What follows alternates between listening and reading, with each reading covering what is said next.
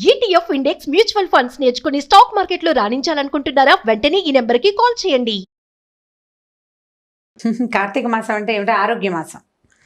మామూలుగా ఆరోగ్యం అంటే మనం ఏం చేస్తాం, రకరకాల మంచి మంచి పదార్థాలు తినాలి, చక్కగా మందులు వేసుకోవాలి, బాగా పడుకోవాలి, రెస్ట్ తీసుకోవాలి కదా. కానీ కార్తీకంలో ఆరోగ్యం తినకూడదు, రెస్ట్ తీసుకోకూడదు, టైంకి పడుకుని బాగా పెందరాళ్ళే లేచేయాలి. ఈ రకంగా కనుక చేస్తే ఈ శీతాకాలం మొదటి రోజుల్లో ఈ పని చేస్తే తర్వాత కాలం ఆరోగ్యంగా ఉంటుందన్న సూచన కోసమే కార్తీక మాసపు ఆరోగ్యవంతమైన అలవాట్లు. దీపం పెట్టుకుంటాం పొద్దున్నే, ఎర్లీ మార్నింగ్ లేవటం, స్నానం చేయటం. ఇదివరకు నది స్నానాలు చేసేవాళ్ళు. అవునండి. లేకపోతే నూతుల నుంచి నీళ్ళు తోడుకుని అమాంతం బకెట్ ఎత్తి పోసుకోవటం. ఎంత చలేస్తుంది, చలేదు. అదేగా చెప్తున్న టెక్నిక్ అదే ఉంది. మరి ఇప్పుడు నీకు ఓవర్ హెడ్ ట్యాంక్లో నీళ్లు ఖచ్చితంగా చల్లగా ఉంటాయి, ఎందుకంటే ట్యాంక్లో ఉన్న నీళ్లు చల్లగాలికి తర్వాత మంచుకి ఎక్స్పోజ్ అయి ఉంటాయి. బావిలో నీళ్లు వెచ్చగా ఉంటాయి, ఓకే, గ్రౌండ్ వాటర్ వెచ్చగా ఉంటుంది. అందుకని ఈ కాలంలో ఏం చెప్తారు, సముద్ర స్నానం, నదీ స్నానం, చెరువులు, దొరువులు చిన్న పొన్నవి, లేకపోతే నుయ్యి ఆఖరిది. నూతిలో నీళ్ళైనా వెచ్చగానే ఉంటాయి, వెచ్చగా వస్తాయి. మా నూతికి పంపు ఉండేది, మా చిన్నప్పుడు నా నూతికి పంపులో కొడితే వెచ్చటి నీళ్ళు వస్తాయి. శీతాకాలం పొద్దున్నే స్నానం చేస్తే చుట్టూతో చలిగా ఉంటుంది, భూమిలో నుంచి వెచ్చటి నీళ్ళు వస్తాయి పైకి. ఆరోగ్యం.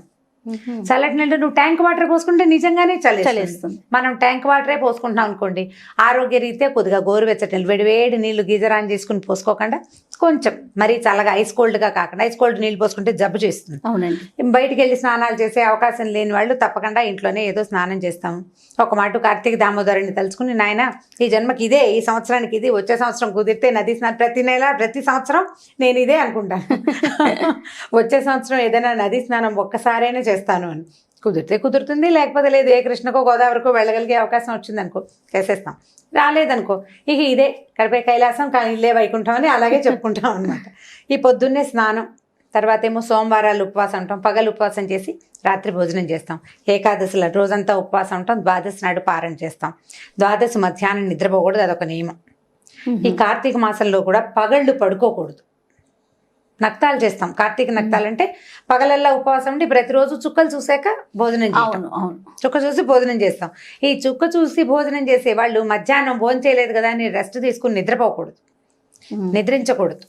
రాత్రి భోజనం చేసి పడుకోవచ్చు, మళ్ళీ తెల్లవారుజామున లేచేసేయాలి దీపాలు పెట్టడానికి. ఈ నియమంతో పనిచేస్తే హెల్తీగా ఉంటాం అనేది నిర్వాదం. ఖచ్చితంగా హెల్తీగా ఉంటాం. ఇలా పని చేయాలి. ఒకటి, ఇప్పుడు పౌర్ణమి వస్తుంది కదా, ఇప్పుడు ద్వాదశి అవి ఏకాదశి అయిపోయినాయి, ఏకాదశి ద్వాదశిలు అయిపోయిన తర్వాత ఇక వచ్చేది పౌర్ణమి. పౌర్ణమికి రకరకాల పద్ధతులు ఉంటాయి. కొంతమంది పెద్దవారు చెప్పినవి ఫాలో అవుతారు, ప్రతి సంవత్సరం కొత్త, ఈ సంవత్సరం ఏం చేయాలి అని. కొంతమంది ఇళ్లల్లో ఉన్నవి ఫాలో అవుతారు. ఇళ్లల్లో ఉన్న పెద్దవాళ్ళ అమ్మమ్మలు, నాయనమ్మలు, అమ్మలు, అత్తగారులు చేస్తుంటే వాళ్ళ వెనకాల పడి చేయటం. పౌర్ణమికి నోములు ఉంటాయి, తోరణ నోములు అంటారు, అదొక రకం. దాని మీద బాగా వివరంగా నాకు తెలీదు. తోరాలు ఉంటాయి, ప్రతి సంవత్సరము ఆ తోరాలు తీసి దాచిపెట్టుకుంటారట, అదొకటి. కేదారేశ్వర వ్రతం చేసుకునే వాళ్ళు కొంతమంది, సత్యనారాయణ వ్రతం చేసుకుంటారు కొంతమంది. ఆ సత్యనారాయణ వ్రతం కూడా చేస్తారు ఈ పౌర్ణమి నాటికి. కేదారేశ్వర వ్రతం అని విన్నాను, కానీ సత్యనారాయణ వ్రతం కూడా చేసుకుంటారు. ఇదొకటి.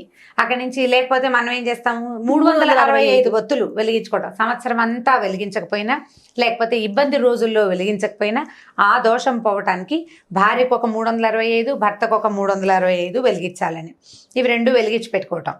ఈ దేవాలయానికి వెళ్ళే పద్ధతి ఒకటి. దేవాలయానికి అంటే మన ఇంట్లో సాగదు, నిలబెట్టలేము, లేకపోతే మనకే ఏమిటంటే యాంబియన్స్, వాతావరణం సరిగ్గా లేదనిపిస్తుంది. దేవాలయానికి వెళ్తే ఒక ఆధ్యాత్మిక వాతావరణం ఉంటుంది, కొంత స్థిమితం ఉంటుంది. గుళ్ళో చాలా మంది పెడుతుంటారు, వాళ్ళతో పాటు పెడితే మనకు కూడా కొంత ఆధ్యాత్మిక భావాలు ఇంకొంచెం పెంపొందుతాయి కదా. సరే, దేవాలయానికి వెళ్ళి పెట్టేటట్టయితే దేవాలయంలో పెట్టుకోవటం, లేకపోతే మన ఇంట్లోనే. నేనైతే ఈ దేవాలయాలకి వెళ్ళలేను, అంతమంది గుంపులుగా జనం ఉండి ఒకళ్ళ దీపాలు ఒకళ్ళు తోసేసుకుంటున్నారన్న భావన నాకు ఆసక్తికరంగా వదిలే ఈ పని అనిపిస్తుంది. నేను ఇంట్లో పెట్టుకుంటాను, తులసి దగ్గర పెట్టుకుంటాను. ముగ్గు వేస్తారు తులసి దగ్గర. తులసికి మామూలుగా మా తులసి కొంచెం ఎత్తు మీద ఉంటారు, పైన ఉంటుంది తులసమ్మ, కిందకి దింపుకుంటాను అనమాట. ఆ ఒక రోజుకి ముగ్గేసి ముగ్గులో తులసిని కూర్చోబెడతాం. ఈ తులసికి ముందుకి మళ్ళీ ముగ్గేసుకుంటాం, శంఖచక్రాలు, పద్మము ముగ్గేస్తాం. ఇప్పుడు ఈ పద్మంలో ఈ 2 ప్రమిదలు 365 365 ఒత్తులు వేసి వెలిగించుకోవటం. ఈ ఒత్తుల్ని మనకి ఇప్పుడు దొరికేస్తున్నాయి. ఇది వరకు చేత్తో చేసుకుని పెట్టుకునేవాళ్ళం, నెల మొదల నుంచి నెల మొదటి నుంచి చేసుకునేవాళ్ళము. ఇప్పుడు దొరికేస్తున్నాయి చక్కగా. ఇంతలా ఒక కట్ట కడతాడు, పైన చిన్న ఒత్తి పెడతారు. నా చిన్నప్పుడు ఇంట్లో అమ్మ వాళ్ళు పిన్ని వాళ్ళు వీళ్ళందరూ చేసుకునేవాళ్ళు. విభూతితో చేస్తారు కదా. అంటే విభూతి ఉంటే మనకి ఒత్తి తిరుగుతుంది అనమాట. పురి రావాలి కదా. మనకి మామూలు పత్తి మన చేతికి తిరగదు. విభూతి రాసుకునేసరికి బరగ్గా అవుతుంది. ఈ బరక మీద తిరిగి చక్కగా ఇలా తిరిగి మనకి బాగా వస్తుంది. అప్పుడు దారపు ఒత్తులతోటి చేసుకుంటాం. ఇది ఒక పద్ధతి. ఇప్పుడు దీన్ని ఏం చేస్తాము, ఈ 365 ఒత్తులు అంటే అప్పటికప్పుడు వెలిగిస్తే వెలగదు. దాన్ని ఏం చేస్తామంటే పొద్దునే మనం దేవతార్చన చేసుకునేటప్పుడు పొద్దున దీపం పెట్టుకునే అలవాటు ఉన్నవాళ్ళు లేదా దేవతార్చన పద్ధతులు ఉన్నవాళ్ళు అప్పుడే ఆవు నేతిలో గనక తడిపి ఉంచితే సాయంకాలం దీపం నిలిచి కాలుతుంది. మార్నింగ్ పెట్టేస్తే పొద్దున నానబెట్టుకోవాలన్నమాట. నువ్వు సాధారణంగా ఆవు నూనెతోటే చేస్తాం. ఆవు నెత్తి దీపాలే కదా అసలు కార్తీకం అంతా ఆవు నెయ్యే వాడుకుంటాం కదా. నిలబడి కాలుతుంది అనమాట. అది మధ్య మధ్యలో కొండకి పోకుండా విరిగిపోకుండా స్థిమితంగా కాలడం కోసం, అంటే దీపం నిలబడి వెలగాలి కదా, పూర్తిగా ఆహుతవ్వాలన్నది ఒక నియమం. దీపం ఇప్పుడు మనం మామూలు దీపారాధన దేవతార్చన దగ్గర రోజువారీ చేసుకునేటప్పుడు దీపం బాగా నూనె అయ్యే వరకు ఉండటం ఒకటి, దీపం నిలిచి వెలగటం. ఒక్కొక్కసారి ఒత్తులు కూడా ఆహుతైపోతాయి. ఒత్తులు ఆహుతైతే చాలా మంచిదని ఒక భావన. ఒక్కొక్కళ్ళు ఆటభేదాలు ఉంటాయి, ఒక్కొళ్ళు ఒక రకంగా చెప్తారు. ఒత్తి మొత్తం ఆహుతైపోతుంది, అది కూడా బాగానే ఉంటుంది. ఈ 365 ఒత్తులు ఆహుతైతే బాగుంటుందని 2-3 పెద్దవాళ్ళ దగ్గర విన్నాను నేను. ఇది ఒక విధానం. పల్లెటూళ్ళల్లో అయితే ఏం చేసేవాళ్ళం అంటే ఈ 365 ఒత్తులు వేసేటప్పుడు దీపాలని చెరువులో వదిలిపెడతారు. జ్వాలా తోరణం అంటారు. ఈ జ్వాలా తోరణానికి దేవాలయాల దగ్గర చేస్తారు ఒక విధానం. దేవాలయాల బయట అంటే చిన్న చిన్న గుళ్ళల్లో చెయ్యరు, ప్రమాదాలకి దారి తీస్తుంది.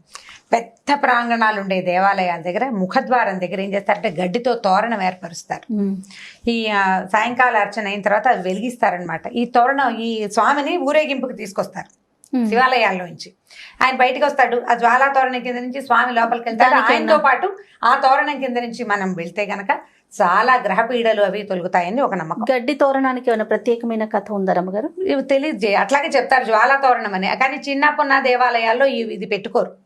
ఈ జ్వాలా తోరణంతో పాటు శివుడితో పాటు మనం లోపలికి వెళ్తాం. అయ్యవారు లోపలికి వెళ్తాడు, ప్రదక్షిణ చేయిస్తారు, ఆయన బయటకు వస్తాడు, ఊరేగింపుకి వస్తారు. తిరిగి స్వామి లోపలికి వచ్చేటప్పుడు ఈ జ్వాల వెలిగిస్తారు. ఈ తోరణం కింద నుంచి అయ్యవారు లోపలికి వెళ్తాడు, ఆయన వెనకాలే భక్తులందరూ హరోహర అని లోపలికి వెళ్తారు. ఈ తోరణం కింద నుంచి వెళ్తే ఈ సంవత్సరపు గ్రహపీడలు అనారోగ్యాలు అవి తొలగిపోతాయని ఒక నమ్మకం. అన్ని దేవాలయాల్లో చెయ్యరు. ఇప్పుడు మనకు సమర్థంగా ఉంటాయి సిటీల్లో దేవాలయాలు, అక్కడ కొంచెం తక్కువ. సిటీకి కొంచెం దూరంగా ఉండే శివాలయాల్లో ఇవి కనపడుతూ ఉంటాయి. ఇది చేస్తారు ఒకటి. అక్కడి నుంచి అరటి దొప్పల్లో దీపాలు పెడతారు, నీళ్ళల్లో వదిలిపెడితే ఈ నీటిలో కూడా జ్వాల వరుసగా అలా దీపాల వరుస నీళ్ళల్లో కదులుతూ వెళ్తూ కనిపిస్తుంది. నదీ పరివాహక ప్రాంతాల్లో ఎక్కువగా కనిపిస్తుంది. మనం ఇక్కడ నీళ్ళే ఉన్నాయి, ఒక టబ్బుతో నీళ్ళు పెట్టుకుని నీళ్ళల్లో వదిలిపెట్టడమే ఒక శాస్త్రం కింద. బకెట్లో వదిలిపెట్టామని టబ్బులో వదిలిపెట్టామని చెప్తారు. టబ్బులో వదిలిపెట్టడం ఏమంత శాస్త్రసమ్మతమైన సంగతి కాదు. మనకి వేరే ఆప్షన్ లేదు కాబట్టి బాత్రూంలో స్నానం చేసినట్టుగా టబ్బులో వదిలిపెట్టడం. జ్వాలని నది పరివాహక ప్రాంతాల్లో కనుక కాలువలో వదిలేమనుకో, కాలువతో పాటు ఆ జ్వాల ముందుకెళ్తుంది, దీపం ముందుకెళ్తుంది. ఇప్పుడు మనం అరటి దొప్పల్లో ఏం చేస్తారు, చిన్న మూతలతోటి హోల్స్ లాగా చేసి అందులో ఆవునేతి దీపం వెలిగిస్తాం. అది నీళ్ళలో వదిలిపెడితే ప్రవాహ వేగానికి ఆ జ్వాల ముందుకెళ్ళిపోతుంది, దీపం ముందుకెళ్తుంది కదా. అలా వెళ్తున్న వరుస ఆ దారిలో ఉన్నటువంటి చాలా రకాల సూక్ష్మక్రిములని నాశనం చేస్తుంది. పరివాహక ప్రాంతాలను శుభ్రం చేసే విధానాల్లో ఇదొక విధానంగా భావిస్తారు. పసుపు కుంకుమ పువ్వులు వేసి దీపానికి అర్చన చేస్తారు, ఆ దీపాన్ని వదిలిపెడతారు. అట్లా చాలా దీపాలు ముందుకు వెళ్తుంటే ఆధ్యాత్మిక ధోరణి పెంపొందుతుంది, చుట్టుపక్కల వాతావరణం పవిత్రీకరింపబడుతుంది. ఈ పరివాహక ప్రాంతాల్లో ఉన్న చాలా రకాల అనారోగ్యాలు అవి దూరం అవుతాయని నమ్మకం. పాతకాల పద్ధతులు కదా ఇవన్నీ. అప్పుడు ఇలా అపార్ట్మెంట్లు ఇల్లు ఈ గోళాలు లేవు కదా. అక్కడి నుంచి ఆకాశ దీపాలు పెడతారు, దేవాలయంలో ఆకాశ దీపం పెడతారు. రోజు సాయంకాలం వేసరికి పైకి పెట్టుకుంటారు దీపం. ఇళ్లలో పెట్టలేకపోతాం ఆకాశ దీపం చూడడం. వీటిలలో ఏది కుదిరితే ఇప్పుడు ఇవన్నీ చేయాల్సిందేనంటే అన్నీ ఎక్కడ చేస్తాం, ఏది కుదిరితే అది చేస్తాం. అయితే కార్తీక మాసానికి రకరకాల కథలు చెప్తాం. పురాణం వినొచ్చు, రోజు వారడి పురాణం వింటాం. కార్తీకపు ప్రత్యేకత, ప్రతి రోజుకు ఒక కథ ఉంటుంది. 30 రోజులు 30 కథలు వినగలిగితే మంచిది. ఓకే. పౌర్ణమి నాడు ఒక రోజైనా సరే వాళ్ళ ఉపవాసం ఉంటాము, ఏదో చలిమిడి అవి చేసుకుంటాం. చలిమిడి దీపారాధన చేస్తారు, అది కూడా ఒక పద్ధతి. మా ఇళ్లలో కూడా కొంతమంది చేస్తారు. చలిమిడి చేసి ఆవు నెయ్యి పోసి అందులో దీపం పెట్టి వెలిగిస్తారు. ఆ చలిమిడే ప్రసాదంగా స్వీకరిస్తారు. రాత్రి మళ్ళీ వెన్నెల వచ్చేదాకా భోజనం చేయరు. ఇదొక విధానం. ఎన్ని రకరకాలు. ఇప్పుడు నేను చేసే కొన్ని నాకు తెలిసినవి కొన్ని చెప్తున్నాను నేను. ఇప్పుడు ఇదే విధాయకమా అంటే నేను ప్రతిసారి అదే చెప్తా, ఈ ప్రాంతానికి ఇది విధాయకం. కొన్ని ప్రాంతాల్లో చలిమిడి తినరు, కొంతమంది తింటారు. కొంతమంది పళ్ళు నైవేద్యం పెట్టి పళ్ళే తింటారు. అసలు ఏమీ లేకుండా మంచినీళ్ళతో ఉండేవాళ్ళు కొంతమంది. వాళ్ళ అలవాట్లు, ఊళ్ళు, ఆ పద్ధతులను బట్టి. ఎవరికైనా సాధారణ నియమం ఏమిటి? పగలు ఉపవాసం, రాత్రి భోజనం, దీపం ఖచ్చితమైన నియమం. నువ్వు పొద్దున్న తెల్లవారుజామున లేచి పెడతాను, సాయంకాలం పెట్టలేను, ఆఫీస్కి వెళ్తాను, మరి పొద్దునైనా పెట్టు, నీ కుదిరితే చెయ్యి, ఆ పనైనా చేయాలి నువ్వు.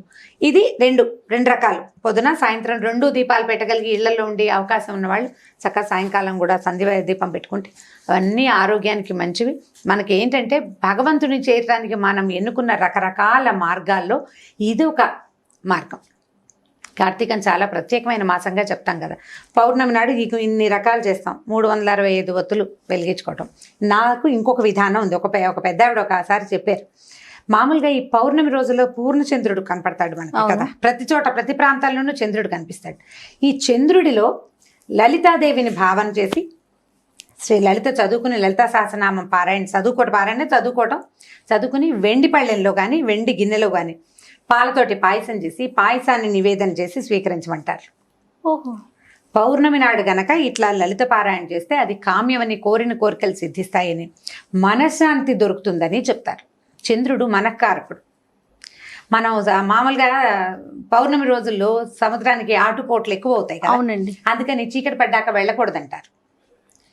కొన్ని రకాల కరెంట్స్ ఉత్పన్నమై అవుతాయి, అందుకని పౌర్ణమికి చెప్తారు కదా, పెరుగుతాయి, ఆటుపోట్లు ఎక్కువ అవుతాయి. కానీ కార్తీక పౌర్ణమికి ప్రత్యేకంగా ఖచ్చితంగా సముద్ర స్నానం చెప్తారు. కార్తీక పౌర్ణమి స్నానాలు చాలా విశేషం. కార్తీక స్నానాలే విశేషమైన స్నాన విధులు అవి. పౌర్ణమి నాడు ఈ సముద్ర స్నానం చేయడం ఇంకా విశేషమైంది. పున్నమి చంద్రుడి వీపు కనుక పడితే ఆ సూర్యుడు చంద్రుడు ఈ నెలల్లో ఈ మధ్యలో పౌర్ణమికి వాటికి దగ్గరలో సూర్యచంద్రులు ఇద్దరు ఒక్కసారే ఆకాశంలోకి వస్తారని, ఆ వెలుగులు ఈ నదుల మీద పడడం వల్లే వాటిలలో కరెంట్స్ అంటే అందులో ఉండే శక్తి పెరుగుతుందని చెప్తారు. అందుకు ఈ నదీ స్నానాలు అవి నియమబద్ధంగా చేయాలంటారనమాట. కుదిరితే చేస్తాం, కుదరకపోతే ఇప్పుడు నేను చెప్పాను కదా వచ్చే సంవత్సరం చేస్తానని ఒక దండం పెట్టుకుంటాం. కుదిరిన ప్రకారంగా చేసుకుంటూ వెళ్తాం. పౌర్ణమి నాడు నియమంగా పగలు ఉపవాసం, సాయంకాలం భోజనం, సాయంత్రం దీపం పెట్టుకోవటం. ఈ 365 ఒత్తులు వెలిగించగలిగితే వెల్ గుడ్డు. నీ వల్ల కాలేదు, సూక్ష్మంలో మోక్షం ఒక దీపమైన ఒక్క జోడు దీపాలు వెలిగించి చంద్రుణ్ణి చూశాక భోజనం చేయటం. మనం ఏదైనా నివేదన చేసుకుని కుదిరితే మేడ మీదే భోజనం చేయగలిగితే ఆ చంద్రకిరణాల వల్ల మనకి ఆహారం అమృతతుల్యం అవుతుందని చెప్తారు. చీకటి పడ్డాక చేస్తాం. ఎలాగైనా 6ంటికి తినేయం కదా, 7 గంటలు అయిపోతుంది. పాయసం, పప్పు ఏదో చేసుకుంటాం. మనకి 5 నుంచి చీకటి అనిపించేస్తుంది. చలికాలం కదా, ఈ చంద్రుడు సోకిన చంద్రకిరణాలు సోకిన ఆహారాన్ని తీసుకుంటే ఆరోగ్య వృద్ధి, మనసు చాలా ప్రశాంతంగా అవుతుందట. మైండ్ కూల్గా ఉండటానికి చంద్రుడు బాగా ఉపకరిస్తాడు. అందుకని వెన్నెట్లో తిరగండి. బాగా డిప్రెస్డ్గా ఉన్న వాళ్ళకి కాస్త బాధగా ఉంది, వెన్నెల్లో తిరగండి అని చెప్తారు. మనశ్శాంతిగా ఉంటుంది. చల్లదనం వల్ల ఒక రకమైన ఆహ్లాదకరమైన వాతావరణం వస్తుంది. ఈ ప్రసాదాన్ని మనం చంద్రుడికి చూపించుకోవచ్చు. అందుకని ఏం చేస్తాం, తులసిని ఆరు బయట పెట్టుకుంటాం కదా. అవును, ఇళ్లలో ఉండదు కదా మనకు తులసి చెట్లు, కొంచెం ఆరు బయట ఉంటాయి. ఇంకా కొంచెం వెన్నెల సోకే చోటు ఉంటే మరీ అదృష్టం. అక్కడే ఏదో చేసిన పదార్థాలు, పాయసం అవి తీసుకెళ్ళి నివేదన చేయటం, మనం తులసికి నివేదన చేయటం ఒకటి, చంద్రుడికి నివేదన పెట్టడం రెండో విధానం. ఈ 2 విధానాల ప్రకారం కార్తీక పౌర్ణమిని ఈజీగా, సింపుల్గా, చక్కగా చేసేసుకోవచ్చు. నేనైతే వీటిలలో దాదాపుగా అన్ని నేను చెప్పిన విషయాలన్నీ నా సొంతవే. ఓకే. 1, 2 మరి ఈ చెరువుల్లో వేటాలు అవి ఈ ఊళ్ళల్లో చేయలేం, మనం చేయలేకపోతాం కదా. ఈ చేయగలిగేవన్నీ చేసుకుందాం. ఎలాగో ఇదంతా హెల్దీ థింగే. ఆవు నెయ్యి తాలూకు కాలిన పొగ ఆరోగ్యదాయకమైంది. అవును. నువ్వుల నూనె పొగ కూడా అలాంటిదే. నువ్వుల నూనె పొగతోటి క్రిములు, సూక్ష్మ క్రిములు నశిస్తాయి. నెయ్యి ఆయుర్వృద్ధి అని చెప్తారు. ఘృతం ఏంటంటే ఆయుష్ను పెంచుదని వేదంలోనే చెప్పబడింది. ఆహారంగా తీసుకుంటే ఎంత వృద్ధో దాని నుంచి వచ్చే పొగని పీల్చినా కూడా అంత వృద్ధి జరుగుతుంది. ఆయుర్వృద్ధి అనే ఖచ్చితంగా ఈ నెలలో ఇది వాడండి అని చెప్తారు. అన్ని నెలల్లోనూ ఆవు నెయ్యి వాడేయాలి అంటే మనకు కుదురుతుంది? కుదరదు. సంవత్సరంలో ఒక్క నెలైనా మీరు ఈ పని చేయండి అంటే చేస్తామని మన పెద్దలు ఈ విధిని మనకు ఏర్పరిచారు. ఆవు నేతి దీపాలు పెట్టండి. వీలయ్యి మీకు బాగా కుదిరి ఇంటి నిండా వాకిలి నిండా దీపాలు పెట్టుకోగలిగితే మహత్తరంగా ఉంటుంది. అవన్నీ చేయలేకపోయినా 2 దీపాలైనా పెట్టుకుని చక్కగా ఆరోగ్యవంతమైన కార్తీక మాసాన్ని మీ సొంతం చేసుకోండి. ఓకే రమ్మ గారు. ఓకే, నమస్తే. ఈ వీడియో కనుక మీకు నచ్చినట్లయితే లైక్ చేయండి, షేర్ చేయండి. మరిన్ని వీడియోస్ కోసం మా ఛానల్ని సబ్స్క్రైబ్ చేసుకోండి. రోజుకి 1 కోటి మందికి పైగా వ్యూవర్షిప్ను సంపాదించుకున్న సుమన్ టీవీ నెట్వర్క్ ఇప్పుడు సరికొత్త పంతాలో అడుగు వేయబోతోంది. సుమన్ టీవీ నెట్వర్క్ని జిల్లాల వారీగా ప్రారంభించబోతోంది. ఫ్రాంచైజీస్ కోసం ఆసక్తి కలిగిన వారు క్రింది నెంబర్ని సంప్రదించగలరు.